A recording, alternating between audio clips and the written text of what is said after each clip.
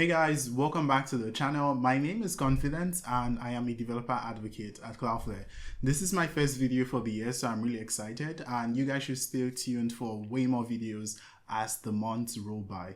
And also what's new is I am wearing the Cloudflare hoodie. I'm rocking this really nice Cloudflare hoodie and also the hat you saw me wearing on a thumbnail. I think it's really cool. And if you guys want one of these, let me know in the comments and I'll see if I can whip something up and get it shipped to you.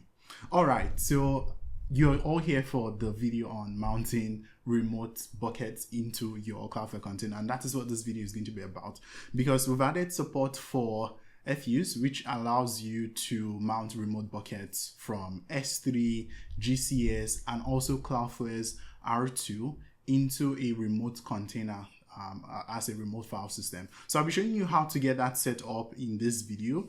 And in fact, to show you how cool that is, I put together this demo to illustrate what you can do with remote file system inside of a container. So it's called mounting party, like having a party on a mountain party. And you can see it loaded up on my screen right here. And it's a really cool demo. This is based on copyparty. I'm just going to go open this up in a new tab. Yeah, copyparty, which is an awesome file server.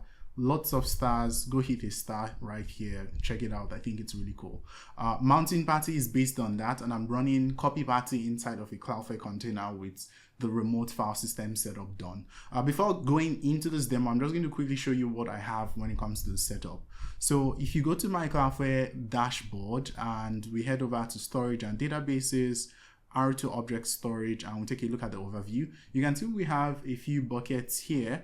But the bucket I'm interested in is the mounting party bucket. This is the bucket I'm going to be using in my container.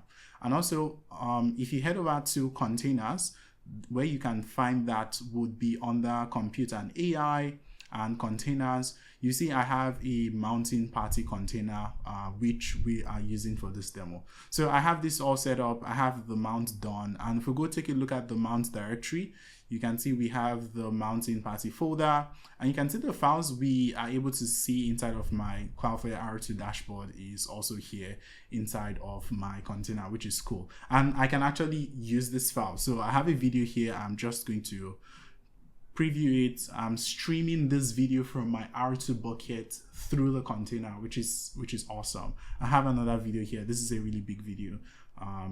And the stream works just fine. And of course, we can preview files and we can upload stuff to it. I'm just going to do a quick upload. So let's go open up my file manager. So let's upload this GIF or GIF, depending on who you are. And we just uploaded the GIF into the mounted file system, and I can view this. Works quite well. And if I head back to my R2 dashboard and do a quick refresh, you should see it right here. So I think this is a really cool technology, because if you're building something like a coding agent that needs a couple of tools bootstrapped, you could actually write those tools to the remote file system in your bucket, in your cloud bucket, like in R2, and then mount those tools into your container on boot.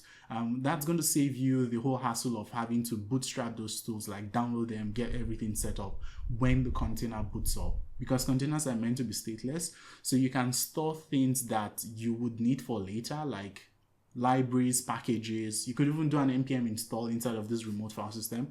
You can do all of that inside of your mounted file system, which is a remote bucket in R2 or S3 or GCP, and just mount it on boot to your container, and then you don't have to worry about all of that startup process and bootstrapping everything. So I think this is a really cool technology. And just a shout out is that if you're using Sandbox SDK, which enables you programmatically create containers just by writing JavaScript. And if you're using the Sandbox SDK, it's also supported in Sandbox SDK. I really love this implementation. You can take a look at it right here in the documentation. I have it linked below. So this feature is also supported in Sandbox SDK as well as in the containers technology itself. So what I'm going to do now is I'll show you how to set this up so you can go start mounting remote buckets from S3, GCP, and R2, or any S3 compatible remote bucket into your own Cloudflare container. So let's get into the weeds here.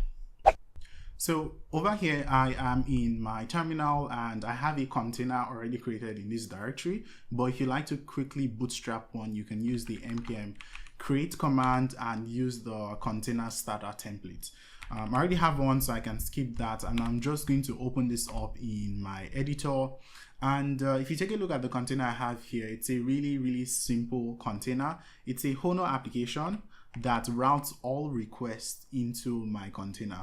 And just for other setup things, I have a few environment variables here because this is the information we need to mount the remote bucket, which in this case is R2. We're using R2 for this inside of the Cloudflare container. So you need to grab your account ID and also your bucket name, and also you want to go grab your AWS key ID and the secret access key ID. I'm just going to quickly show you where to grab this from your dashboard. So if we head back to the browser and you go to your R2 storage overview, you can go click on the API tokens, go click on manage, and you want to create an API token.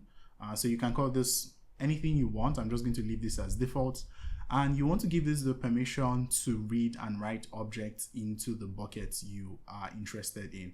You could set an expiry for this if you want to, and I'm just going to leave everything as default, and that's fine. So I'll go click on the create button, and this is going to give you all of the details you need. So this is the value for your AWS access key ID, which is this environment variable we are passing in, and also the secret access key, which is this stuff over here, is the value of the AWS secret access key. And of course, your bucket name is going to be the name of the bucket you want to mount to the container, which could be any of the buckets you have on your account. And of course, your account ID is going to be the ID on the URL over here. That's your account ID, or you could also grab that from down here. So what you want to do is take all of this information and go create an env file. I already have one created, so I can take a look at my .env file, and I have all of that information in my env file. What's required is the AWS access key ID. That environment variable has to be as is, and also the AWS secret access key. That's because the fuse driver, or the fuse driver we'll be using, requires these environment variables to be present in the container. The bucket name and the account ID is going to be optional depending on what kind of setup you are trying to build here. So we can go take a look at my Docker file. By the way, don't worry about the secrets. I'm going to have them deleted after this video. So let's move on to what my Docker file looks like. All right, so it's a container. We have a Docker file. I'm going to be using an Alpine base, and what I'm doing here is installing the dependencies for fuse or fuse, and we also need JQ because the driver, the actual fuse driver we'll be using to mount the remote file system into the bucket, requires JQ, and that driver is Tigris FS, which you could get installed inside of the container by running that installation script. And the last thing we're doing here is we are passing a startup script, and we are executing that startup script. So let's go look at what's going on inside of the startup script. So startup.sh, and this is the startup script. At this point, the environment variables we defined and passed into the container is available inside of the context of this script, so we can start making use of them. For example, we want to mount that bucket at the path which is the same as the name of the bucket. So we create a variable for mount path. We also create a local variable for the R2 endpoint. So if you're using something like an S3, this is going to be your S3 bucket or your GCS endpoint. And more importantly, we actually have to run the mount command. So we make that directory, we create a directory for the folder we are mounting, and then we run Tigris FS, which is the driver that uses fuse to mount the remote bucket inside of the container. And this needs to have those two environment variables I talked about earlier. That's your AWS access key ID and your AWS secret access key. It needs to have access to those variables in the context of the script. And last thing we're doing here was just printing the content of the script, and we're running a simple Python HTTP server so we can see the contents of the container. So I'm just going to quit this, and if this is your first time running the script, you want to go ahead to deploy your secrets from the env file. So I can run npx wrangler secrets bulk deploy, which is going to deploy all of the secrets in my env file. I do not have a worker created, so it should prompt me to create a new worker called remote buckets, which is the name of this worker and also of the container we're trying to get deployed.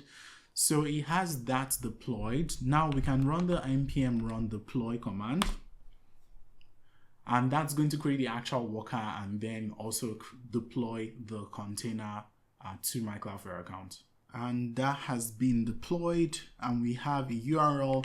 I could just go to my dashboard right now and head to containers, and this is still being deployed. So you can see we have the remote buckets, my container. It's still provisioning, so we'll give this a couple more seconds to get my bucket deployed. Oh, and it's ready. That was quite fast. So I can head back here and click on this link, and that should take us to the container, which has Python running and the remote file system mounted. So this is going to be in MNT, and we should see mounting party because that's the bucket we mounted into this container. And you can see all of the files we have mounted from our R2 bucket are here. And of course, we can go take a look at them. So we have that screenshot we can take a look at, and also the GIF or GIF is also here. We can take a look at it. So cool. This is how easy it is to set all of this up. I'm going to be leaving a link to the repository for mounting party. It's in my GitHub profile. So that's github.com/megaconfidence. Don't forget to smash the follow button, but it's going to be in the repositories tab. And this is the link to the repository for it. So I'm going to be leaving a link to mounting party so you could take a look at the startup script and also the Docker file because I think it's going to be a good reference for when you go build this out. So I'll have it linked in the description below, and I'll leave this here for you to go check out. Awesome, that's the end of this video. I hope you found this interesting and fun, and I want you guys to let me know what you'll be doing with remote bucket access inside of your Cloudflare containers. Let me know what you're building, and I will see you in the next video. Take care. Bye.